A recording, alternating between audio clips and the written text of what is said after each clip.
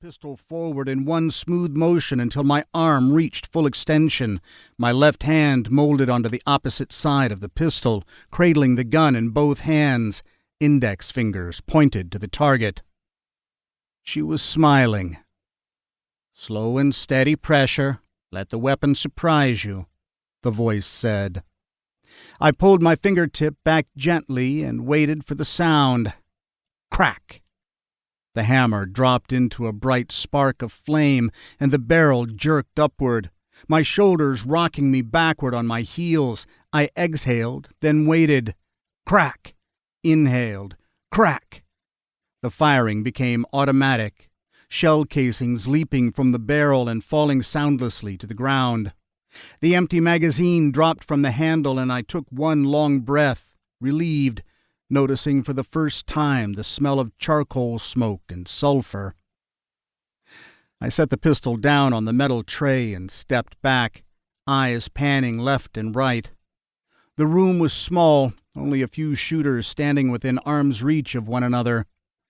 A hand reached beside me and turned the switch, making the sheet of paper come flying toward me, stopping so close to my head I felt the brush of air on my cheeks. The report was good. 5 holes clustered like a honeycomb inside the woman's chest. "Fuck yeah, dude! I see you, Walker. You had that pistol rockin'!" I winced when his hand slapped against my shoulder and I peeled the plastic earmuffs off my head. "How about we take a look and inspect our performance, eh?"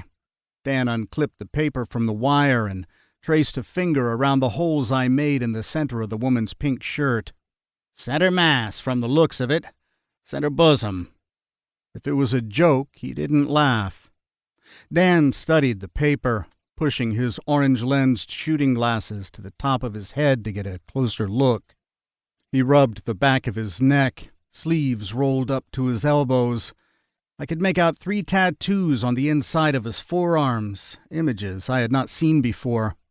They were figures of men, like chalk outlines drawn on the ground at a crime scene, the pictures filled in with bright pink and neon blue colors. "Nice," he said, still studying the target. "Actually, dude, very nice. Tight grouping. Maybe a few inches lower than we were aiming, but..."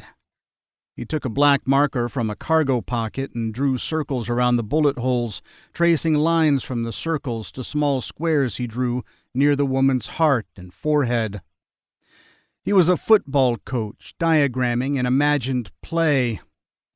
"Tight grouping means your technique is still sound, bro, and that's going to be your key to high performance."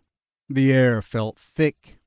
Smells of hot metal and powder mingled together, filling my nose and mouth with an iron taste like blood on my tongue.